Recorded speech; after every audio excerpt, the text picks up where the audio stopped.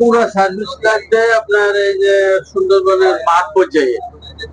এখন এই 4-5 বছর ধরে আমি মোংলা সিটি এলাকার আওতায় আছি, পরিসর এলাকায়, বন্দর এলাকায়, কিন্তু পুরো সার্ভিসটাই এমন মাঠ পর্যায়ে।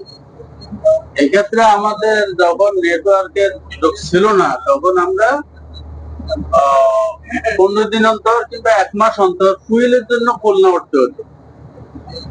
তো এই খুলনা উঠলে ওইখানে আমাদের একটা অ্যাড্রেস ছিল কোর্ট রোডের মোড়, কামাল স্টোর, ওখানে একটা পোস্ট অফিসের অ্যাড্রেস ছিল। ওই অ্যাড্রেসে বাড়ি থেকে চিঠি আসতো, একটা চিঠি আসলে 15 দিন 20 দিন পরে অথবা 1 মাস পরেও চিঠিটা পাইতাম। তারপর সিটি এলাকায় থাকা অবস্থায় আমি যদি একটা ছাড়তাম, সেটা হয়তো 3 থেকে 4 দিনের মধ্যে ওরা পেয়ে যেত। এইভাবে কমিউনিকেশন ছিল। লঞ্চ ডুবে গেছে বা এরকম কিছু? আলহামদুলিল্লাহ আমার কাছে যে লঞ্চ গুলো ছিল, যে লঞ্চ 3-4টা লঞ্চের প্রায় 4 পায় রেঞ্জে ছিলাম আমি। ভয়ানক পরিস্থিতি ছিল সিডর। ওই সময় আমি 4 পায় রেঞ্জে মানে 3-4টা লঞ্চে প্রায় দেখাশোনা করতে হতো। ওই সময় আমি 4 পায় রেঞ্জে ছিলাম। তো আমরা 4 পায় স্টেশনের পাশে যে ছোট খালটা আছে, ওই খালের ভিতরে ছিলাম। সেখানে থাকতে আমাদের প্রচন্ড কষ্ট হয়েছে, খুব বেশি কষ্ট হয়েছে। মানে লঞ্চ টিকে রাখাটা খুব বেশি কষ্ট হয়েছে। যাও আল্লাহ টিকে রাখছে। আমাদের এমন কোনো ক্ষয়ক্ষতি তখন শারীরিকভাবে হয় নাই, পরিবহনের হয়েছে কিনা যে আপনারা একটা আটকা পড়ছেন, হয়তো খাবার শেষ হয়ে আসছে, এরকম অভিজ্ঞতা?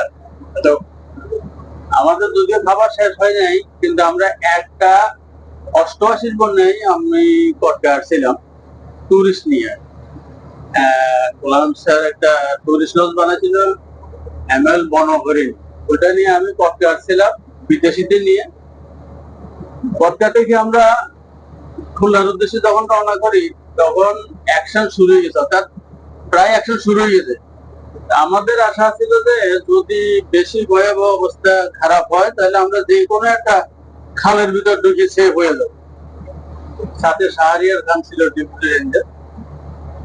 তো যখন 88 বন্যা আমরা ওইখানে পরে যাই লঞ্চ নিয়ে, তখন আমরা ডোরা খালের ভিতরে ঢুকে যাই।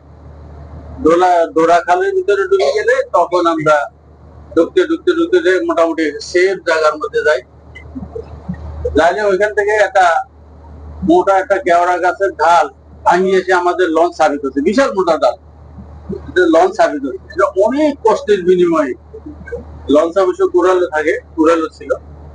তো কুড়াল দিয়া আমরা 3-4 জন অনেক কষ্ট করি যেটা লঞ্চের ছাদের থেকে নামাতে সক্ষম হয়েছি আর কি। আর এমনি খাবার দাবার অসুবিধা নেই। আর তখন দেখলাম যে ওই খালে বাঘ, সাপ, হরিণ এগুলা হাউ মাউ কাউ হাউ মাউ কাউ করতেছে। এগুলা দৃশ্যগুলো দেখলাম আর কি। অনেক গাছ সেখানে পড়ে গেছে আর কি ডোরা খালের ভিতরে। এটা আসলে একটা যানবাহনের মধ্যে খুব রিস্কেবল মানে ব্যাপার। হাতের নিচের দিকে বসায় দিতে পারতো, তাহলে হয়তো আমাদের জীবন নাশের একটা সম্ভাবনা ছিল, কিন্তু সেটা আল্লাহর ইচ্ছা। ভাই সুন্দরবনের জন্য আমি সর্বপ্রথম পাইছিলাম ওই জাহাজে আমার সর্বপ্রথম পোস্টিং আমি পাইছিলাম। ওটা হলো যশোর বাড়ি শওকত আলম বলে একজন, শওকত হোসেন আলম না, দুইজন আছে, একজন শওকত হোসেন বীরেশ্বর আর একজন যশোর। ওনার নাম হচ্ছে শওকত হোসেন। উনি ছিল আমার সাথে মাস্টার জাহাজে।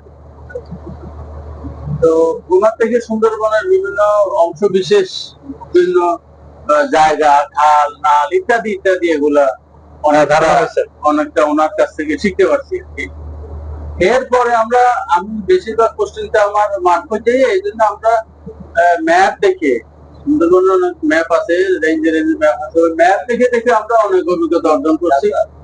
এরপরে তো আপনার ওই যে আরো অন্যান্য যান্ত্রিক সাবজেক্ট আছে, তখন আর কষ্ট হয় না। এখন তো নেটওয়ার্কের মধ্যে পাওয়া যায়, কোন খালের মুখে আছি, কোন খাল দিয়ে যাচ্ছি, এগুলো এখন নেটওয়ার্কের মাধ্যমে পাওয়া যায়। তখন আমরা ম্যাপ দেখে দেখে চলতাম, যখন 100% মুখস্থ হয়নি। রাতে কিভাবে তারা লঞ্চ পরিচালনা করেন? তখন এই আলো মানে আলো দিয়ে বা বুঝে কিভাবে কোন খালে যাইতেছেন, কোন এলাকায় যাচ্ছেন? হ্যাঁ, ওটা আমাদের চলতে চলতে আমাদের একটা টার্গেট আছে যে অমুক খালের থেকে মাঝে 2টা খাল পরে আমাদের টার্গেটের খাল। সেই খাল ক্রস করলে আরো দুটা খাল ক্রস করতে হবে। আন্তর লড়া দিলে আপনার দেখতে